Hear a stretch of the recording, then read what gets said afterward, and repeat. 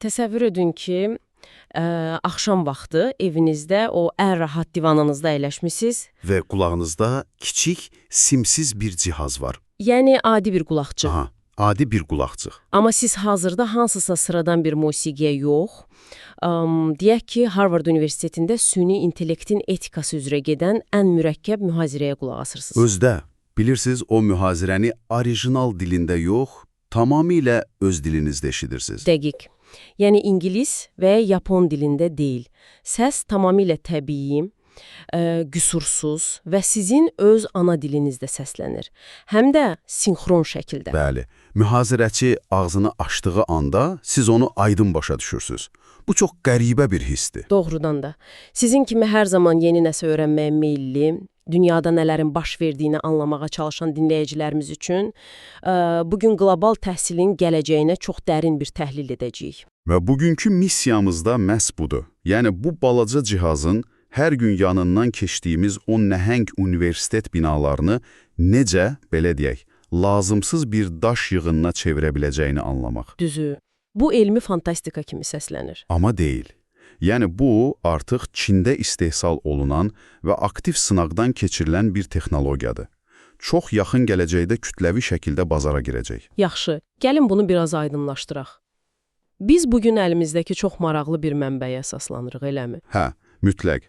Biz bu transformasiyanı təhsil eksperti İlham Əhmədovun olduqca kəskin bir analitik məqaləsi əsasında müzakirə edəcəyik. Aha. O, məqaləsində süni intellekt əsaslı bu texnoloji sıçrayışın distant təhsili necə qlobal bir Netflix modelinə çevirəcəyini təhlil edir. Baxın, elə o nöqtədə mən demək istəyirəm ki, biz burada sadəcə yeni çıxan hansısa ağıllı gadgetdən danışmırıq. Düzdür. Söhbət təhsilin qlobal mənzərəsini kökündən dəyişdirəcək bir zəlzələdən gedir. Amma mənim kiçik bir şübhəm var. Nə barədə? Axı distant təhsil yeni bir şey deyil. Yəni illərdir YouTube var, Zoom var, minlərlə onlayn kurslar var. Niyə məhz indi? Niyə bu qulaqçıqlar hər şeyi alt-üst etməlidir? Sualın kökü elə buradadır. Baxın, distant təhsilin o birinci dalğası internetin inkişafı ilə başladı, düzdür? Aha, hamımız evdən qoşulurduq. Amma o dalğa gəlib çox böyük görünməyən bir divara çırpıldı. Və bu texnoloji divar deyildi. Bəs nə idi? Bu tamamilə psixoloji və mədəni bir divar idi, yəni dil bariyeri.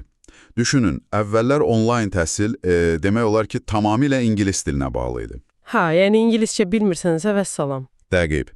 Bu o deməkdir ki, qlobal bilik ancaq müəyyən bir elit təbəqənin inhisarındaydı. Xarici dil öyrənməyə vaxtı və pulu olan insanların. Qalanlar isə bu bilikdən sadəcə kənarda qalırdı. Tamamilə doğrudur. Bir dəqiqə dayan. Amma mən indiyə qədər də tərcümə proqramlarından istifadə etmişəm. Yəni o Google Translate falan. Aha, köhnə sistemlər. Bəli. Və cümlələri o qədər qəribə, o qədər robot kimi tərcümə edirlər ki, adamın beyni sözün əsl mənasında yorulur. Hə, o statistikalara əsaslanan tərcümələr də oradan da elədi. Bəs kvant fizikası və ya fəlsəfə kimi qəliz terminlərlə dolu bir mühazirədə bu yeni qulaqcıq doğrudanmı işə yarayacaq? Yoxsa mən qulağımda sadəcə mənasız bir söz yığını eşidəcəyəm? Yox, bax elə inqilab da buradadır. Sizin o dediyiniz köhnə sistemlər sözləri lüğətdəki qarşılığı ilə əvəzləyirdi. Amma bu müzakirə etdiyimiz yeni nəsil süni intellekt qulaqcıqları, onlar fərqli işləyir. Necə yəni? Onlar böyük dil modelləri, yəni bu el-ələmlər əsasında işləyir. Onlar sadəcə sözü yox, konteksti tərcümə edirlər. Wow! Yəni cümlənin mənasını tuturlar. Dəqiq. Yəni mühazirəçi mürəkkəb bir idiom işlədəndə sistem onu sizin dilinizdəki ən məntiqli, ən təbii ifadə ilə əvəzləyir. Tələbə o mühazirəni yad bir xarici məzmun kimi yox, doğma dilində səslənən yerli məhsul kimi qəbul edir. Bu ki inanılmazdır. Yəni beyin cümləni deşifrə etməyə yox, sadəcə biliyi qəbul etməyə köklənir. Elədir. Öyrənmə prosesindəki bütün o yorucu, kognitiv yük aradan qalxır. Budur.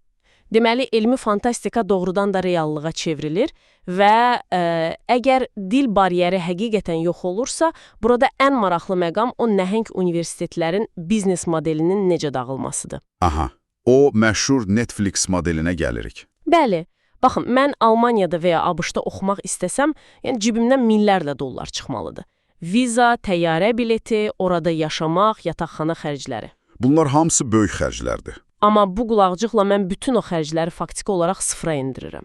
Bizim mənbə bunu məhz Netflix modeli adlandırır. Düzdür. Hətta müəllif biraz da irəli gedib deyir ki, 30-50 min dollarlıq ənənəvi təhsil düşüb olacaq 500 min dollar. Amma gəlin razılaşaq, bu biraz şişirilmiş rəqəm deyilmi? Belə kəskin ucuzlaşma olar? Düzü ilk baxışdan şişirdilmiş görünə bilər, amma əslində tamamilə real iqtisadi məntiqə əsaslanır. Gəlin, rəqəmsal iqtisadiyyatın qanunlarına baxaq. Maraqlıdır, necə işləyir o? Baxın, bir universitet 100 tələbə üçün fiziki dərs keçirsə, ona nə lazımdır? Böyük auditoriya, istilik, işıq, təmizlik xərcləri. Hə, infrastruktur. Dəqiq. Bəs tələbə sayı 1000 olsa nə olacaq? Məcburdur ki, yeni bina tiksin. Amma rəqəmsal ekosistemdə belə deyil. Yəni internetdə bina lazım deyil. Elədir. Bir mühazirəni 100 nəfərin yoxsa 1 milyon nəfərin dinləməsi arasında universitet üçün demək olar ki, heç bir əlavə xərci yoxdur. Marjinal xərc sıfıra yaxınlaşır. Aha, Netflix modeli məhz budur. Kino sənayesi necə? O fiziki kino, teatr biletlərindən aylıq rəqəmsal abunəyə keçdisə, təhsil də ora gedir. Bəli, müəllif bunu Universitet 4.0 adlandırır. Dəyər artıq daşdan və kirpişdən ibarət binalarda deyil, rəqəmsal platformadadır. Yəni, iqtisadçıların dediyi o miqyas effekti tam gücü ilə işə düşür. Məhsul milyonlara satıldığı üçün bir nəfər üçün qiymət kəskin ucuzlaşır. Amma bir dəqiqə. Buyurun. Mənim burada sizə çox ciddi bir etirazım var. Yəni, mən özüm universitetdə oxumuşam. Və inanın mənə, o təcrübənin yarısı heç o dərsliklərdə yazılanlar deyildi. Bəs nə idi? O, kampusdakı qızğın mübahisələri idi. Laboratoriyada o kimyavi maddələri real olaraq qarışdırmaq, gələcəyin mühəndisləri ilə tanış olub şəbəkə qurmaq idi. Aha, sosiallaşma. Hətta bilirsiniz, o dəhşətli universitet bufeti yeməklərindən bir yerdə şikayətlənmək idi. Yəni, siz bir rəqəmsal qulaqcıqla bu ekosistemi, bu real həyatı necə əvəz edə bilərsiniz? Çox gözəl nöqtəyə toxundunuz. Və mənbə də əslində demir ki, süni intellekt bunu tamamilə əvəz edəcək. Bu mümkün deyil. Bəs onda o sosiallaşma hara gedir? Sizin bəhs etdiyiniz o şəbəkələşmə, o canlı kampus həyatı var, bax o, artıq bir premium xidmətə çevriləcək. Yəni, ancaq pulu olanlar üçün? Dəqiq. Yəni, elita yenə də o 50 min dolları verib Harvardın kampusuna gedəcək. Niyə? Çünki gələcək prezidentlərlə, gələcək CEO-larla eyni otaqda qəhvə içmək istəyir. Aha, status simvolu kimi. Bəli. Lakin cəmiyyətin o yerdə qalan 99% üçün əsas məqsəd bahalı kampus həyatı yaşamaq deyil axı. Onlar üçün əsas məsələ real bacarıqlara yiyələnmək, əmək bazarında iş tapa bilməkdir. Yəni, Universitet 4.0 ancaq onlara xidmət edəcək. Təhsil bir növ hissələrə bölünür. Kimin pulu varsa sosiallaşmanı da alır, kimin yoxdursa ancaq xalis biliyi. Tamamilə doğrudur. Biliyin özü hamı üçün ucuzlaşır. Çox məntiqlidir. Cəmiyyətin o 99% üçün bilik daha önəmlidir. Və bu məni bəlkə də bugünkü təhlilimizin ən qorxulu hissəsinə gətirib çıxarır. Yerli universitetlərin aqibətinə, eləmi? Dəqiq. Əgər qlobal mega universitetlər bu qədər ucuz olacaqsa, keyfiyyətli olacaqsa və üstəlik mənim ana dilimdə danışacaqsa, o zaman mənim hər gün yanından keçdiyim o yerli, regional universitetlərin aqibəti necə olacaq? Bax, bu məqalədə ən çox diqqət çəkən yerdir. Müəllif yerli təhsil sistemlərinə, xüsusən də Azərbaycan kimi ölkələrin vəziyyətinə qarşı çox sərt və tənqidi mövqe nümayiş etdirir. Yəni, o iddia edir ki, yerli təhsil sistemi bu qlobal rəqabətə tab gətirə bilməyəcək. Bəli, müəllif bunu təhsil sunamisi adlandırır. Onun arqumenti odur ki, son 30 ildə bir çox yerli təhsil sistemləri yeni qlobal məzmun yaratmaq əvəzinə pulları ancaq təmir-tikintiyə xərcləyiblər. Vizual infrastruktura, binalara. Elədir.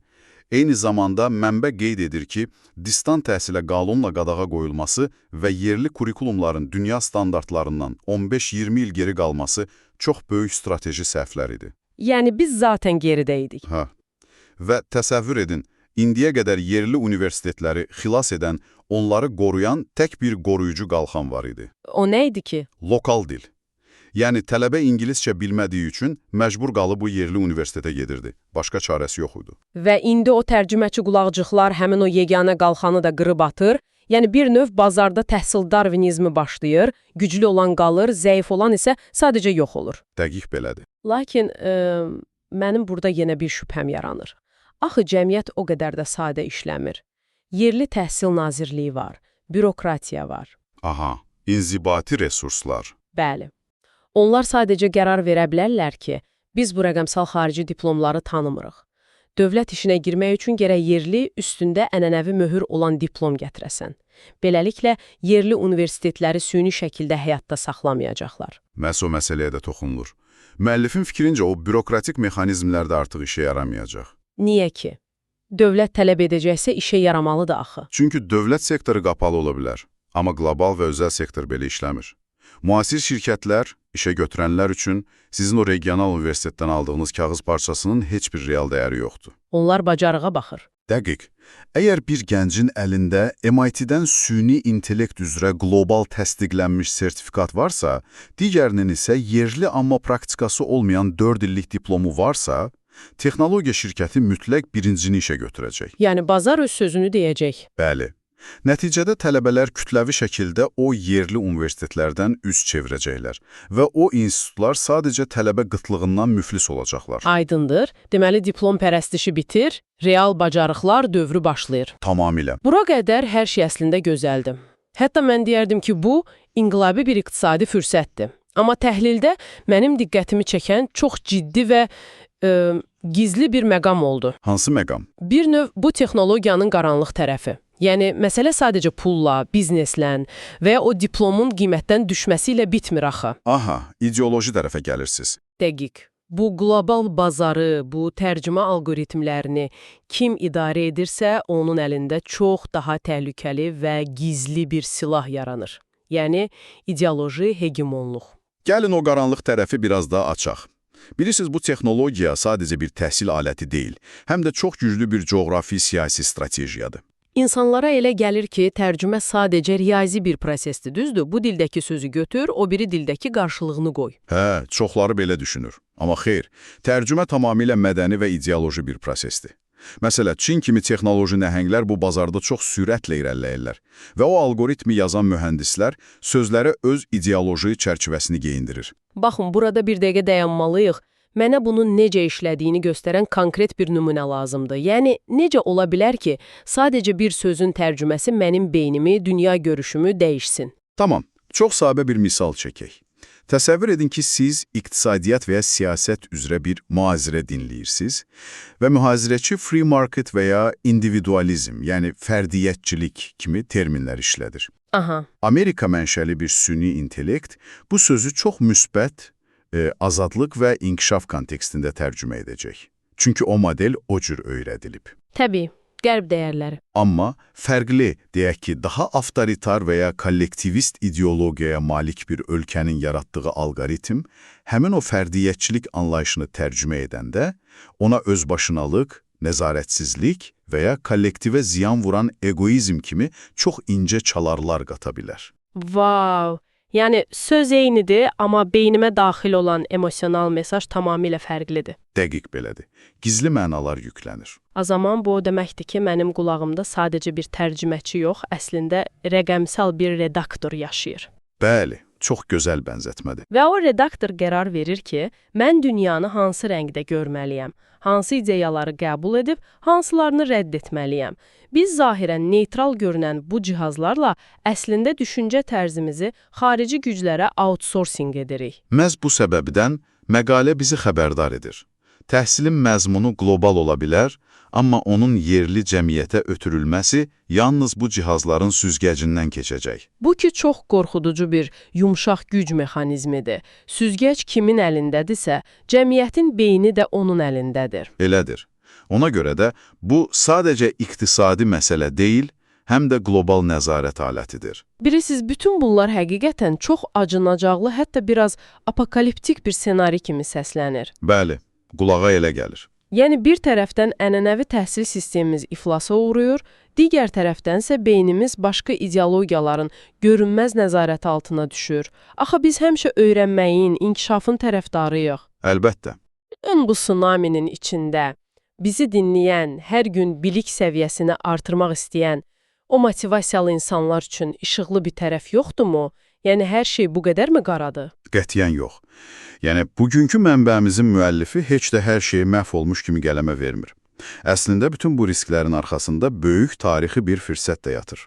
Nə şəkər fürsət. Məsələ burasındadır ki, yerli təhsil sistemimiz uzun 10 illiklərdir, yəni təxminən son 23-25 ildə qlobal tələblərə cavab verən keyfiyyətli insan kapitalı yarada bilməyib. Hə, bu reallıqdır. Məqalədə hətta ölkə prezidentinin xəbərdarlığına xüsusi istinad edilir. Prezident deyir ki, neft kapitalı tükənəndən sonra ölkəmizdə ağır vəziyyət yarana bilər.